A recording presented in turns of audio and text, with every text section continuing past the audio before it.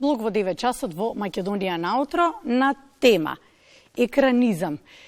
Екранизам е една состојба кај децата која што се манифестира во најмала мера, ќе слушнеме повеќе и во продолжение, со тоа што тешко го учат мајчиниот јазик, воедно и првиот од симптомите. Тешко се вклопуваат во средината, одбиваат да играат со врсниците, дури одбиваат и да се социализираат со околината. За ова нарушување и што можеме ние како родители да направиме и како да го препознаеме, поради тоа што се верува дека токму долгото време поминато пред екран на подолги стази ќе предизвика прекумерна стимулација на нервниот систем, а тоа значи дека ќе влие на неговото расположение, на неговото однесување, а понатаму и на неговото поведение. Ќе се советуваме денеска оваа тема со магистар Сашко Кочов. Тој е специјалист по специјална едукација, рехабилитација во полето на интелектуалната попреченост и аутизам. Воедно го напоминувам ова вака целосно затоа што и во модерното изразување екранизмот често во симптомите се меша и со аутизмот. Затоа ќе да знамеме повеќе детали во продолжение. Добар ден. Добро утро и ви благодарам за поканата и можноста да разговараме на оваа многу важна тема. Многу важна тема, аз би ќе рекол добар ден затоа што веќе одамне започна денот. Сашко, можеме ли прво, намерно го споменав аутизмот, затоа што истражував многу на оваа тема. Многу често во симптомите во тоа кога родителите ги носеле нивните деца, да се препознае каква е состојбата, што е тоа што се случува, го мешаат со аутизам. Што е екранизам? Така, екранизмот како појава или како состојба е релативно нов поим кој што се среќаваме во денешно време и се однесува на негативните влијанија предизвикани од прекумерната употреба на мултимедијални уреди, тука спаѓаат телефони, таблети, телевизори и се однесуваат токму на дечињата во таа најрана возраст. Кога зборуваме за екранизам, тука мора да напоменеме неколку клучни елементи кои што се многу важни, а тоа е кога детенцето за прв пат се сретнало со тој мултимедијален уред, односно возраста на отпочнување на гледање на екрани, понатаму колку време поминува во текот на денот на екранот, понатаму содржината, односно што е тоа што го гледа и на крај начинот на кој што истото се гледа. Како состојба, односно како прекумерна употреба на екраните може да предизвика низа на многу негативни влијанија и последици понатаму врз детенцето. Едни од тие се што и вие ги напоменавте, понатаму може да предизвика и многу други состојби кои што го дефинираат аутистичниот спектар на нарушување, потешкоти во вербална, невербална комуникација, проблеми со социјалната интеракција. Знаеме колку е важна средината и движењето и интеракцијата со врсниците во тој период, а екраните не го возможуваат сето тоа, така да може да предизвика прекумерната употреба на екрани, особено во раната возраст, може да предизвика псевдоаутистична слика кај детето во текот на третата година. Вие постојано сте во контакт со дечиња, но и со родителите, работите на оваа тема, не само вие, Сашко, тука надополнето целиот тим кој што сте заедно. Може ли да објасниме како се манифестира, поради тоа што се јавува најмногу до 20 месеци, во оние први 2 години, кога воедно и некако измешан е развојот, што е нормално, што не е нормално, секој дете индивидуално, некој појавува некои симптоми, некој не. Како вие го препознавате? Така, секојдневната пракса со дечињата и во центарот во каде што работиме со ниво Центарот за рана интервенција и стимулација на дечиња, Тимота. Понатаму средбите со родители, многуте научни истражувања потврдуваат дека се манифестира со она прекумерна употреба на екрани се манифестира со бихевиорални проблеми, односно проблеми со однесувањето кај дечињата, понатаму предизвикува низа на потешкоти во развојот на говорот, комуникацијата, потешкоти во сонот, се јавуваат доста особено на дечиња кои што го користат уредот пред спиење, знае значително да влие на креативноста и имагинативноста на дечињата, знае да предизвика проблеми во исхраната, знае да предизвика проблеми во интеракцијата со врсници, со социјалната средина, може многу да влие врз физичката активност, особено ова е забележително после пандемијата после COVID-19 пандемијата, каде што многу истражувања го потврдуваат тоа дека значително е намален бројот на физичка активност, а зголемен бројот на часови поминати пред екран на децата, особено од најрана возраст па до адолесценти. А добро, сега и кога сме веќе кога зборуваме за часови поминати пред телефон, кога ќе го диагностицирате, ќе кажете на родителот, ова е состојба екранизам. Како реагираат тие велате? Па не гледам многу, малку му го давам неколку пати во денот. Искрени ли се дека детето е зависно од уредот? Ајде го споменавме телефонот, но тука има повеќе уреди, и телевизорот, и таблетите, се нека влезе во ова прашање. Така, многу често се такви реакциите, меѓутоа морам да напоменам дека на последно време многу е зголемена свеста кај родителите. Точно знаат дека она употреба во раниот развој, особено до 3-та година, знае да предизвика низа на негативни последици, така да во тој период се доста посвесни, доста повеќе се крева свеста за оваа проблематика и многу се повнимателни во давањето на екрани. Секако има исклучици, меѓутоа во последно време морам да напоменам дека е дигната многу свеста за оваа проблематика. Сега кога сме на темава, екранот е прозорец кон светот. Сега не можеме тој факт да го порекнеме. Многу често родителите едукативни содржини, цртани филмови, интересни видеа им даваат на децата да гледаат преку телефоните. Велат имаме контрола, нели? Додека го гледа таа едукативна содржина. Кој е вашиот став на таа тема?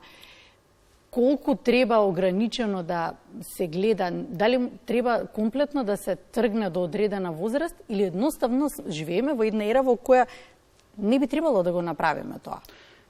Секако, екраните се неизбежен дел од животот на сите нас, од секој поединец.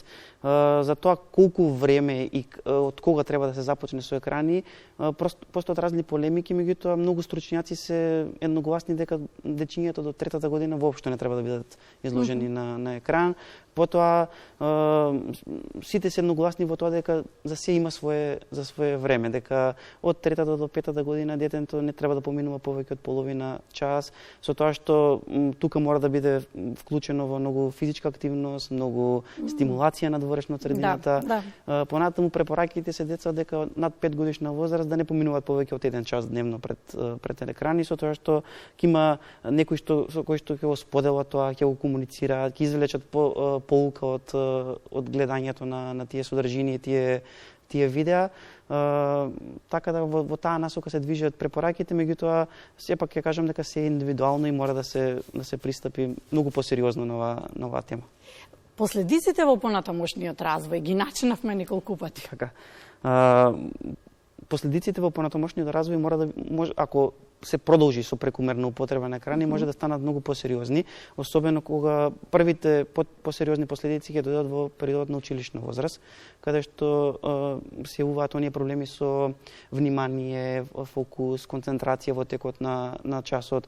Денешните содржини кои што ги следат децата и адолесцентите на нови социјални мрежи, видеа се многу брзи, модерни и сето тоа им предизвикува дополнителна потреба да ги имитираат, да бидат како нив, да влегуваат во тој нивен свет и сето тоа може да предизвика на низа проблематики, подоцна да има основа за појава на анксиозност, депресија во периодот на адолесценци. Да, и зависноста да се зголеми. Така, уште гледањето во екрани многу често се лачат многу хормони како серотонин и адреналин. Таа потреба за да се гледа содржината повторно повеќе се изразена и позголемена. Сега, веројатно, едно од прашањата кое најчесто ви го поставуваат родителите е добро, како да ја прекинам таа зависност? Како тој ланец да заврши? Како да го решам проблемот? Тука исто така има стручњаците најчесто знаат да бидат, некои да велат треба да веднаш да се прекине, други велат дека треба да се оди тоа постепено со намалување на времето поминато пред екрани, повторно индивидуално, меѓутоа тука е многу важно семејството. нивната соработка, нивната вклученост во целиот тој процес, нивниот координиран пристап. Многу често се случува да родителите не бидат координирани меѓу себе, односно едниот од нив да го свати сериозно проблемот. А едниот е добриот полицаец, другиот е лошиот. Па некако така, да, едниот да го дозволува екранот, другиот да го крати, па детето да се наоѓа во некоја средина каде што секако ќе има афинитет кон тој родител кој што го дава екранот, и тука е многу важна нивната координираност и истрајност во тој период.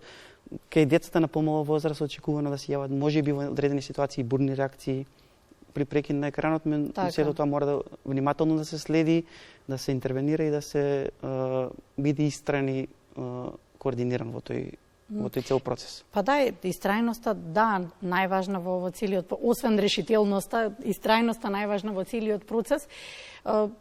Како секојдневно работите со дечиња? Како изгледа, неколку пати ги споменувате родителите, ама ајде да дадеме внимание, како изгледа еден третман за екранизам, конкретно, кој што вие го водите? Кога зборуваме за третман, тука принципите кои што ги користат сите специјални едукатори и рехабилитатори е на почеток правење на развојна евалуација, односно развојна проценка, каде што ќе го одредиме развојното ниво на детенцето, ќе го процениме говорот, ќе процениме однесувањето, когнитивните вештини, играта, каде што ќе добиеме некаква иницијална точка за почеток на третмани.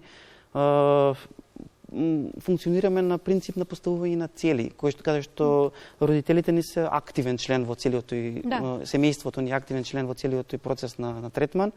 Поставуваме цели каде што заеднички ги договараме заедно со родителите и се во согласно со можностите на детето, капацитетите и секако неговите интереси. Секогаш ги почитуваме многу интересите на детето и гледаме да биде тоа преку многу игра, преку многу физичка активност, каде што резултатите и напредокот неизбежен. Познавајќи ве и следејќи ве и вас, Сашко, тука ќе ги споменем и Стефи и Викторија, неуморно се давате за децата, посветувате многу внимание на децата. Ако некои родители знаат да кажат, сега популарно стана децата да се носат кај посебни стручни лица кои што пред се ќе забележат, ќе диагностицираат, па ќе превенират и ќе почнат да работат. Сега е поинаква сликата. Многу повеќе веруваат во вашата работа и веруваат дека им е потребна помош на родителите во целиот процес. Апсолутно, затоа што кај одредени дечиња навистина има прекрасни промени, прекрасни нови искуства, меѓутоа тоа сето мора да се работи во тим, во една добра хармонија со родителите, добра соработка, и во тој случај навистина напредокот е неизбежен, без разлика за каква состојба се работи и зашто и да станува збор преку третман и преку таков пристап, често резултатите се позитивни, можеби многу родители освестивме сега со разговорот. Се надевам дека е така и дека помогнавме во справувањето со екранизмот конкретно како појава. Споминавме дека екранизмот, ако се јави од мали години, не се работи на истото и не се спречи, подоцна не знам како ќе се излечи, поради тоа што преминува кај тинеџерите во една зависност од мобилните телефони и една зависност буквално од што има ново на телефонот, од нотификациите.